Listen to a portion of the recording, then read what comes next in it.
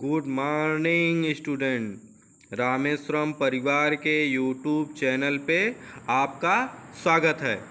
चलिए आज हम लेके आए हैं कक्षा 10 की गणित डॉक्टर मनोहर रे बुक की पॉलीमर या बहुपद चैप्टर का कुछ जानकारियाँ और उससे रिलेटेड एक्सरसाइज 2.1 का सॉल्यूशन।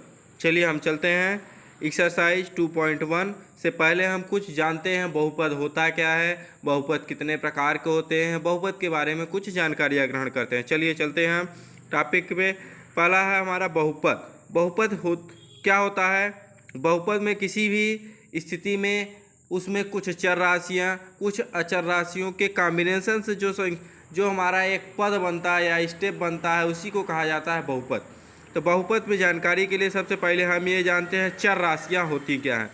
तो चर राशियाँ क्या होती है, देखिए यहाँ पे हम लिख के रखे हुए हैं चर राशियाँ क्या होती है। चर राशियों के बारे में जानते हैं। चर राशियाँ क्या होती है, यहाँ लिखा हुआ है कि ऐसी राशियाँ जिनका मान बदलता है उन्हें क्या कहा जाता है? चर राशियाँ कहा जाता है। ऐसी राशियाँ जिनका मान बदलता रहता है उसे चर राशियाँ कहते हैं। जैसे X Y Z, P Q R, A B C, अर्थात जहाँ पे किसी भी फंक्शन में X Y Z, P Q R या क्यू ए बी सी इस तरह के कुछ फंक्शन आते हैं उसको क्या कहा जाता है? चर राशियाँ कहते हैं। दूसरा हमारा है अचर राशियाँ। अचर राशियाँ क्या होती हैं? ऐसी राशियाँ जिनका मान कभी नहीं बदलता अचर राशियाँ कहलाती है। ऐसी राशियाँ जिनका मान कभी नहीं बदलता है उसे क्या कहा जाता है?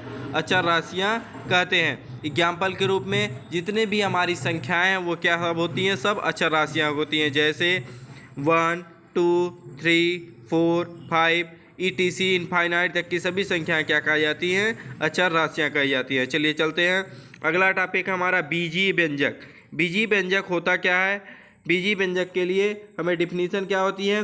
कुछ निश्चित चर तथा अचर राशियों का योग, अंतर, गुणन, भाग इत्यादि के संयोग से बने पद को क्या कहा जाता है? बीजीय व्यंजक। बीजीय व्यंजक एल्जेब्रिक एक्सप्रेशन। तो क्या होता है? कुछ निश्चित चर तथा अचर राशि अर्थात ऐसी पद या ऐसे संक्रियाएं जिसमें योग की संक्रिया हो, अंतर की संक्रिया हो, गुणन की संक्रिया हो, भाग की संक्रिया हो, उसके साथ साथ उसमें चर तथा अचर राशियों का एक कॉम्बिनेशन हो तो उसको क्या कहा जाता है? एक बीजीय व्यंजक। जैसे यहाँ लिखा है डिफिनीशन में, कुछ निश्चित चर तथा अचर राशियों के योग तथा अंतर के गुणन, भाग के इत्यादि के संयोग से बने पद को क्या कहा जाता है? बीजीय व्यंजक कहा जाता है। जैसे ये रखा हुआ है एग्जाम्पल के रूप में लिखा है, जैसे 2x² - 3x + 1 ये क्या है? एक हमारा बीजीय व्यंजक है। 2i + 1 ये क्या है? एक बीजीय व्यंजक है। 3p ये क्या है? एक बीजीय व्यंजक है। 5a + 6 ये क्या है? बीजीय व्यंजक है। इसमें गुणा की संक्रिया में कुछ कॉम्बिनेशन दिया है। जैसे हमको दे रखा है, मान लीजिए दे रखा है हमको 3x + 2y + 4 ऐसे दे रखा है। ध्यान से पूछा जाता है चर राशियाँ कौन कौन सी है, अचर राशियाँ कौन सी हैं। तो चर राशियाँ हमारी कौन कौन सी हैं? यहाँ पे x है और y है, ये क्या है? हमारी चर राशियाँ हैं। इसके अलावा ध्यान से देखिए अचर राशियाँ हमारी कौन कौन सी हैं। अचर राशियों पे चलते हैं। अचर राशियाँ कौन कौन सी है इसमें? जैसे हमारी है यहाँ देखिए 4 एक अचर राशि है, 3 एक अचर राशि है, 2 क्या है? एक अचर राशि है। चलिए चलते हैं आगे।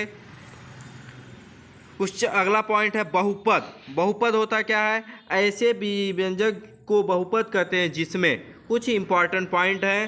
क्या लिखा गया? चर राशि का घातांक एक धनात्मक पूर्णांक अर्थात उसी को बहुपद कह सकते हैं जिसमें चर राशियाँ अर्थात एक्स वाई जेड की जो घात हो हमेशा क्या हो? धनात्मक हो। इसी को हम कह सकते हैं क्या है? ये बहुपद है। चर राशि का एक घातांक हो उसको और वो भी क्या हो? धनात्मक हो, उसको क्या कहा जाएगा? बहुपद। अगला पॉइंट क्या है? प्रत्येक पद में चर राशि का गुणांक एक वास्तविक संख्या हो। वास्तविक संख्या कहने का मतलब काल्पनिक संख्या है ना, जैसे 1 2 3 4 5 6 ऐसी संख्या हो, ना कि रोट की संख्या हो, इधर उधर की संख्या, तो उसको हम वास्तविक संख्या नहीं कहते हैं। चलिए अगला कह रहा है पदों की संख्या निश्चित तथा सीमित हो अर्थात उसमें पद की संख्या क्या हो? एक निश्चितता हो कि 4 पद है, 5 पद है, 3 पद है, 2 पद है, 1 पद है। अर्थात जैसे हमको फंक्शन दे 3x +2। इसमें पदों की संख्या पूछा जाए तो कितने हैं? 2 पद है, फर्स्ट पद सेकेंड पद। इसी तरह के एग्जाम्पल और लीजिए, जैसे दिया है मान लीजिए 3x² + 5x + 6। इसमें हमसे पूछा जाए पदों की संख्या कितनी है, तो हम इसमें कितने पदों की संख्या है? 3 है। इसको क्या कहा जाएगा? पदों की देख क्या कहा जाएगा? हमारे 3 पदी। तो चलते हैं आगे एग्जाम्पल के रूप में, जैसे दे रखा है हमको x² + x² + 2x + 3। ये क्या है? एक हमारा बहुपद है। 4x² - 5 ये क्या है? एक बहुपद है। चलिए आगे चलते हैं। परंतु यहाँ देखिए क्वेश्चन कह रहा है कि यदि परंतु x² - 1/x² एक बहुपद नहीं है, अर्थात किसी भी संख्या के अपान में हो जाने की वजह से वो क्या है? बहुपद नहीं है। क्योंकि ये 1/x² जब ऊपर जाएगा तो क्या हो जाएगा? x की घात माइनस हो जाएगा, अर्थात जैसे ये 1/x² है, ये इसको ऊपर ले जाएंगे तो वह x² की घात -2 हो जाएगा। इसलिए इसको हम क्या कहेंगे? बहुपद नहीं है। चलिए आगे चलते हैं। आगे कह रहा है बीजीय व्यंजक होता है। अगला चर्चा प्रश्न, जैसे दिया है √2x कामा दिया 1/4p + 1/x में कौन बहुपद है, कौन बीजीय व्यंजक है? तो बहुपद के प्रकार के आधार पे हमको छांटना है। चलिए आगे चलते हैं।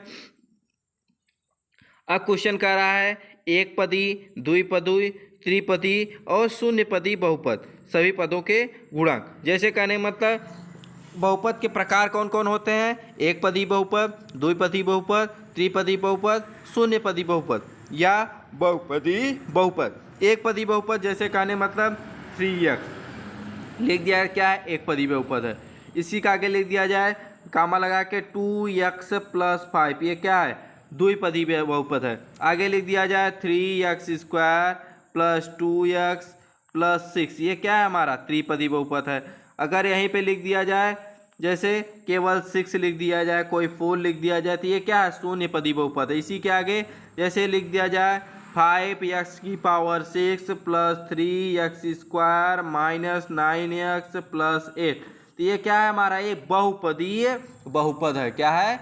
बहुपदी बहुपद, अर्थात किसी भी संख्या में एक पद होगा तो एक पदी, 2 पद होगा द्विपदी, 3 पद होगा तीन पदी, 3 से अधिक पद होंगे तो उसको क्या कहा जाएगा? बहुपदीय बहुपद। चलिए आगे चलते हैं। जैसे यहाँ पे दे रखा है जो हमारा एक पदी बहुपद होता है उसको क्या कहते हैं? रैखिक बहुपद भी कहा जाता है। जो एक पदी बहुपद होता है उसको रैखिक बहुपद कहा जाता है। रैखिक बहुपद चर की घात केवल एक, अर्थात ऐसा बहुपद जिसकी केवल एक घात हो उसको रैखिक बहुपद या एक पद घातीय बहुपद कहा जाता है। रैखिक बहुपद या एक घातीय बहुपद। दूसरा क्या दिया है? द्विघाती बहुपद जिसमें चर की महत्तम घात 2, अर्थात जिसमें मैक्सिमम, अर्थात महत्तम मतलब मैक्सिमम, जैसे 2x² यहाँ +3x + 6 में यहाँ पे देखिए सबसे मैक्सिमम घात बड़ी है कि बड़ी घात कौन सी है? 2। ये क्या हो जाएगा? वही घात क्या लगाई जाएगी? द्विपदी द्विघाती बहुपद था जिसमें बहुपद की घात क्या हो? 2 होगी, उसको द्विघाती बहुपद कहा जाएगा। आगे चलते हैं। त्रिघाती बहुपद जिसमें बहुपद की घात महत्तम घात कितनी हो? 3 हो, अर्थात जैसे लिख दिया जाए 3x³ - 5x² + 6। अगर ऐसा लिख दिया जाए, यहाँ बहुपद की मैक्सिमम घात 3 है इसलिए इसको कहा जाएगा त्रिघातीय बहुपद। आगे बहुपद के शून्यक, शून्यक क्या कहा जाता है? शून्यक की डिफिनीशन देखिए क्या लिखा गया है? किसी बहुपद में चर के स्थान पर किसी वास्तविक संख्या को प्रतिस्थापित करने पर यदि बहुपद का मान शून्य आ जाए तो वास्तविक संख्या का बहुपद शून्यक कहलाता है। जैसे कहने मतलब एग्जाम्पल लेके हम बताते हैं, जैसे 3x + 4 बराबर हमको दे रखा है 7, ये दे रखा है। यहाँ से x की वैल्यू हम जो निकाल लें, अर्थात 3x = क्या हो जाएगा? 7 - 4 तो 3x = मिलेगा 3, तो x बराबर 1। ये x की वैल्यू अगर इस फंक्शन में रख दें, left hand side = right hand side हो जाए तो इसी को कहा जाएगा शून्यक। इसी को क्या कहा जाएगा? शून्यक।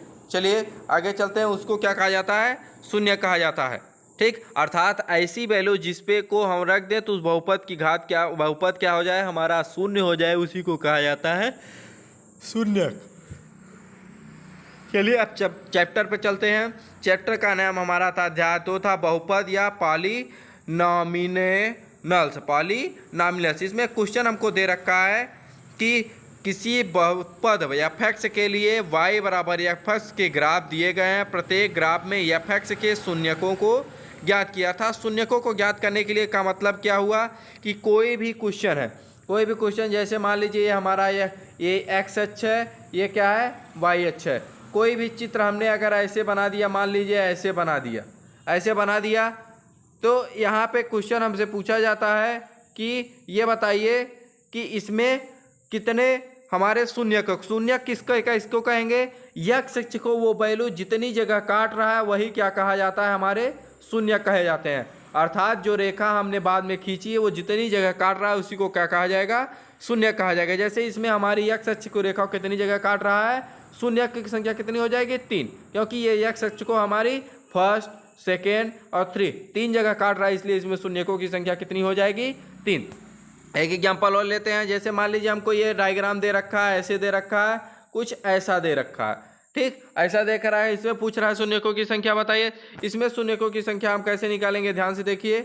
अगर हम ये x अक्ष को कितनी जगह काट रहा है, 2 जगह काट रहा है, इसमें शून्यकों की संख्या क्या होगी, 2। अर्थात x अक्ष पे शून्यकों की संख्या ही हमको निकालना रहता है, तो इसमें शून्यकों की संख्या कितनी आ जाएगी, 2। चलिए हम चलते हैं क्वेश्चन की तरफ। क्वेश्चन हमारा पहला कह रहा है किसी बहुपद के f(x) के लिए y बराबर f(x) के ग्राफ दिए गए हैं। प्रत्येक ग्राफ में f(x) के शून्यकों की संख्या ज्ञात कीजिए। तो हमसे शून्यकों की संख्या पूछ रहा है, तो ध्यान से देखिए, यहाँ पे ये हमारा डायग्राम दे रखा है। इस क्वेश्चन नंबर 1 का डायग्राम ये दे रखा है। हमसे कह रहा है इसमें शून्यकों की संख्या बताइए। यहाँ देखिए ये शून्यक x अक्ष को कितनी जगह काट रहा है, केवल एक पोजीशन पे काट रहा है यहाँ पे, इसलिए इसमें शून्यकों की संख्या कितनी होगी, 1 होगी। ठीक, कैसे लिखेंगे, दिए गए ग्राफ में शून्यकों की संख्या y बराबर f(x) के लिए शून्यकों की संख्या कितनी होगी, 1 होगी। चलिए आगे चलते हैं। इस क्वेश्चन में देखिए, क्वेश्चन नंबर 2 के लिए, क्वेश्चन नंबर 2 में देखिए ये रेखा ऐसे काट रही है, तो यहाँ पे x अक्ष को कितनी जगह काट रहा है, किसी भी जगह। इस रेखा x अक्ष पे, ये रेखा, ये हमारी x एक्सिस रेखा, इस x एक्सिस रेखा को ये हमारा ग्राफ एक भी जगह नहीं काट रहा है, इसलिए इसको हम कहे जाएंगे इसमें शून्यकों की संख्या कितनी है, 0 है। शून्यकों की संख्या कितनी है, 0 है। आगे चलते हैं क्वेश्चन नंबर 3 इसका। इसमें भी हमसे शून्यकों की संख्या पूछ रहा है। यहाँ देखिए ये x अक्ष को कितनी जगह काट रहा है, केवल x अक्ष को हमारा केवल एक जगह काट रहा है, इसलिए इसमें शून्यकों की संख्या कितनी होगी, 1 होगी। यहाँ देखिए क्वेश्चन नंबर 4 में x अक्ष को वो कितनी जगह काट रहा है, एक यहाँ काट रहा है, एक यहाँ काट रहा है, इसलिए इसमें शून्यकों की संख्या कितनी होगी, 2 होगी। आगे चलते हैं क्वेश्चन नंबर 5 की तरफ। क्वेश्चन नंबर 5 में देखिए शून्यकों की संख्या कितनी होगी, ये x अक्ष को कितनी जगह काट रहा है, एक यहाँ काट रहा है, एक यहाँ काट रहा है, एक यहाँ काट रहा है। शून्यकों की संख्या इसमें 3 हो जाएगी, अर्थात बहुपद में शून्यकों की संख्या कितनी हो जाएगी, दिए गए ग्राफ में हमें 3 हो जाएगी। चलिए अगला चलते हैं। यहाँ देखिए क्वेश्चन नंबर 6 में, क्वेश्चन नंबर 6 में देखिए शून्यकों की संख्या कितनी होगी। देखिए एक x अक्ष को यहाँ पर काट रहा है, एक x अक्ष को यहाँ पे काट रहा है, इसलिए इसमें शून्यकों की संख्या कितनी हो जाएगी, 2 हो जाएगी। चलिए आगे चलते हैं। क्वेश्चन नंबर 7 में देखिए शून्यकों की संख्या कितनी हो जाएगी, ध्यान से देखते हैं।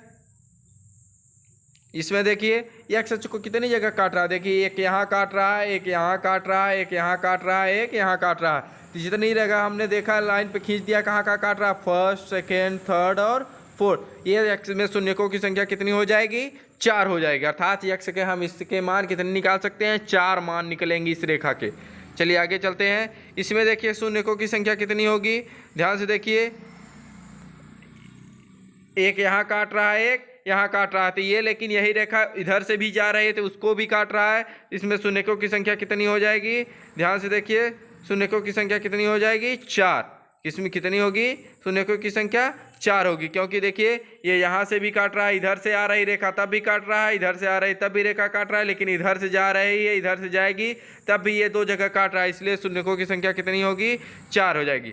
अगला इसमें देखिए शून्यकों की संख्या कितना हो जाएगी, 9 में। इसमें भी शून्यकों की संख्या 4 होगी। देखिए एक रेखा यहाँ काट रही है, एक यहाँ काट रही है, एक यहाँ काट रही है, एक यहाँ काट रही है, इसमें शून्यकों की संख्या कितनी हो जाएगी, 4। चलिए इतना ही क्वेश्चन शायद हमको दिया था इस चैप्टर में। इस चैप्टर में हमें इतने ही शून्यकों की संख्या ही ज्ञात करने से संबंधित क्वेश्चन दिया गया था।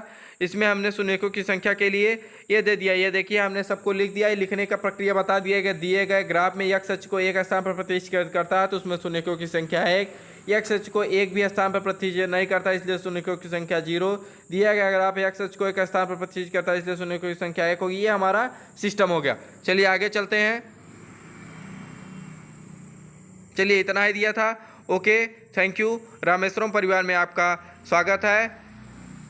इस चैप्टर में ग्राफ से संबंधित क्वेश्चन थे, इसीलिए हमने इसको स्क्रीन मैटर से दिया है। आगे के चैप्टर की क्वेश्चन हम बोर्ड पे ही बताएंगे। चलिए चलते हैं। अगले बार मंडे से हर दिन शाम को 4 बजे इस लेक्चर का प्रोविज़न होगा, अर्थात कंप्लीट सॉल्यूशन किया जाएगा मंडे से 4 बजे पर डे। अभी तक कक्षाएँ ये केवल तीन दिन चलती थी, अब कक्षाएँ ये कितनी चलेंगी? 4 पूरे 6 दिन चलेंगी। संडे टू सैटरडे चलेंगी।